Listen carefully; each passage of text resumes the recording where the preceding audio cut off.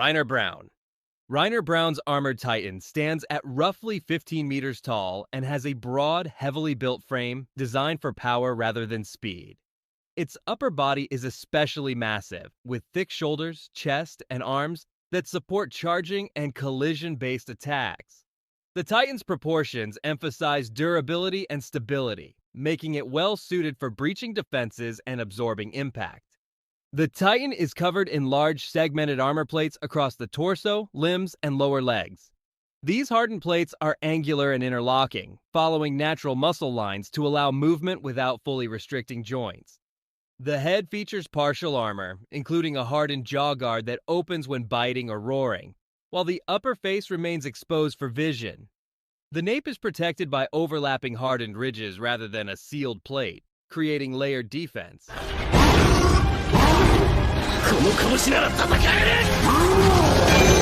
Reiner is the longest-serving and most psychologically complex inheritor of the Armored Titan, and his life is inseparable from the Titan's history. Born in Liberio's internment zone, Reiner is the illegitimate child of an Eldian mother and a Marleyan father who rejected both him and his existence. Growing up, Reiner internalizes the belief that becoming a warrior is the only way to give his life value and earn recognition. This desperation, rather than natural talent, defines his early years. As a warrior candidate, Reiner is objectively weaker than his peers. He lacks Annie's combat skill, Bertholdt's composure, and Marcel Galliard's tactical ability. However, his unwavering loyalty to Marley and willingness to sacrifice himself stand out. Marcel ultimately manipulates the selection process, so Reiner inherits the Armored Titan instead of Porco. Believing Reiner's selflessness makes him easier to control. This single decision reshapes the entire course of the story. Reiner becomes the Armored Titan at a young age and is immediately sent on the Paradis Island mission alongside Bertholdt, Annie, and Marcel. On the very first night, Marcel sacrifices himself to save Reiner from being eaten by a Titan named Ymir. This event leaves Reiner psychologically fractured.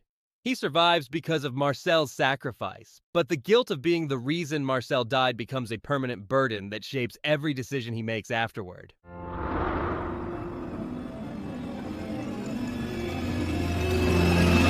Shortly after, Reiner leads the attack on Wall Maria, using the Armored Titan to breach the inner gate of Shiganshina. The armor absorbs the catastrophic impact, allowing him to smash through the wall in a single charge.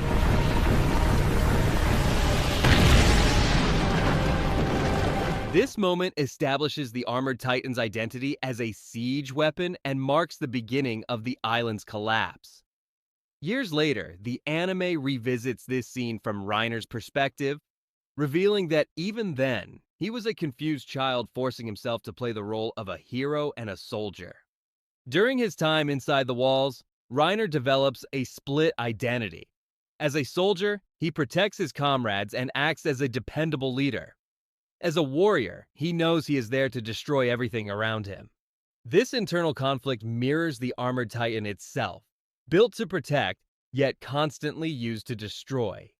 His mental fracture becomes so severe that he subconsciously switches personas to cope with the weight of his actions. His clashes with Eren Yeager's Attack Titan expose the armor's limitations. Direct strikes fail to pierce the plates, but grappling, leverage, and repeated stress begin to crack and tear sections away. These fights demonstrate that the Armored Titan is resistant to cutting, but vulnerable to prolonged mechanical force. The armor absorbs damage, but it does not negate it.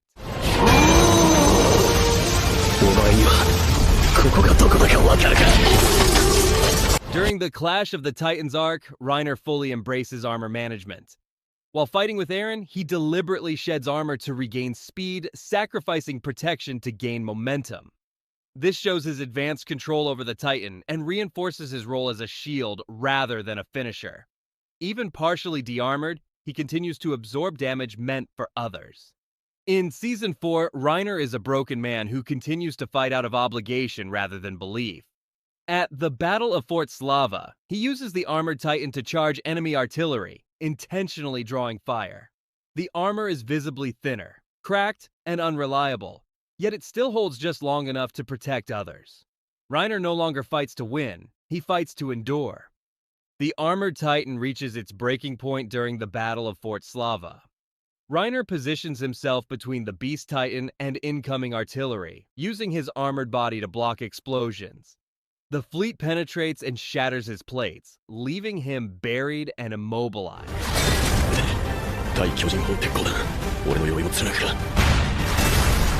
For the first time, the anime makes it clear that technology has surpassed the Titan's defining advantage. The armor no longer guarantees dominance, only survival. Throughout the final war, Reiner repeatedly places himself in front of fatal attacks, using the Armored Titan as a living shield. Explosions, impacts, and collapsing structures tear the armor apart piece by piece, but never all at once. Each remaining plate delays death for a few more moments. Reiner's Armored Titan evolves alongside him. It begins as a symbol of strength and authority, becomes a tool of destruction, and ends as an embodiment of endurance and suffering. The armor does not make him invincible. It simply refuses to let him die easily. Fully plated Armored Titan. This ancient Armored Titan is built around maximum defense, with its entire body covered in small, tightly interlocked armor plates. Unlike later segmented designs, the plating is compact and uniform, forming a near-continuous shell that leaves very little exposed flesh. Only narrow gaps at the neck and major joints remain, and even these areas appear partially reinforced. The extensive armor greatly reduces vulnerability to cutting and piercing attacks, making frontal assaults largely ineffective. However, this protection comes at a cost. The dense plating restricts movement, limiting speed, agility, and turning ability.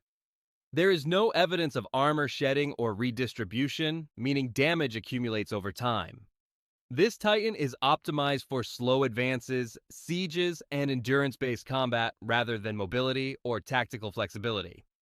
Helmeted Armored Titan. This Armored Titan variant is defined by a helmet-like structure formed entirely from hardened Titan flesh.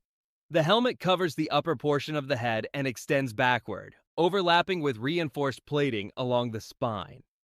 This creates layered protection over the nape, significantly reducing the likelihood of a clean execution compared to other Armored Titan designs.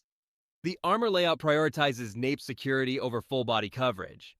By stacking hardened layers at the most critical weak point, this Titan forces opponents to break through multiple defenses or attack from less effective angles.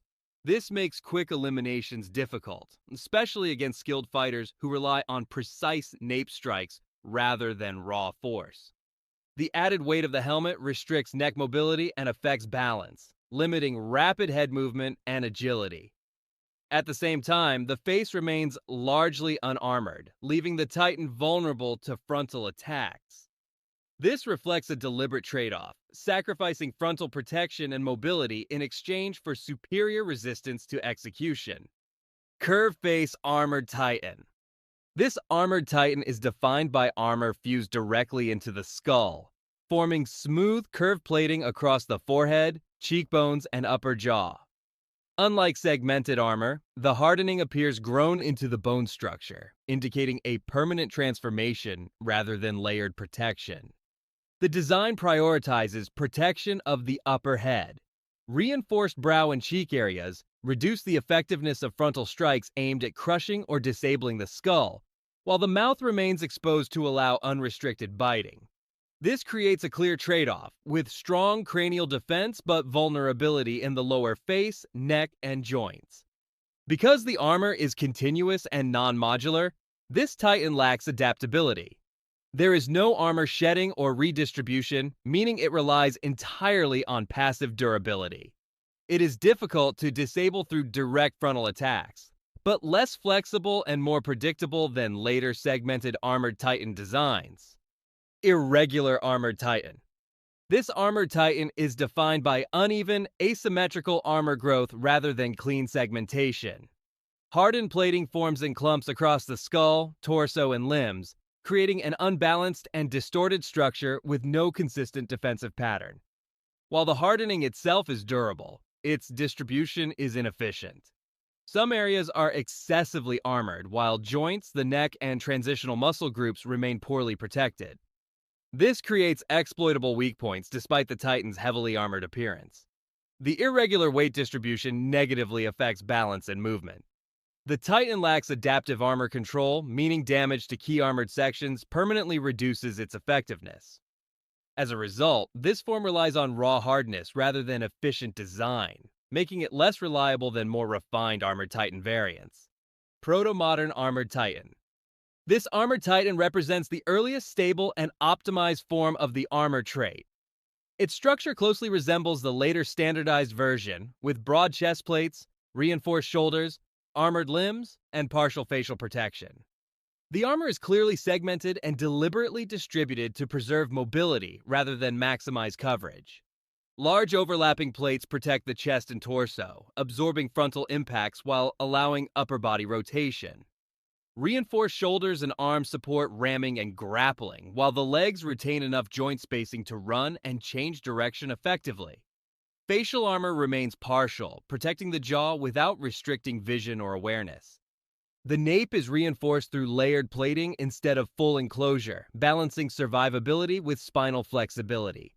Overall, this design is structurally efficient, concentrating armor where damage is most likely and minimizing unnecessary weight. It represents the point where the Armored Titan became functionally mature and combat-ready rather than experimental.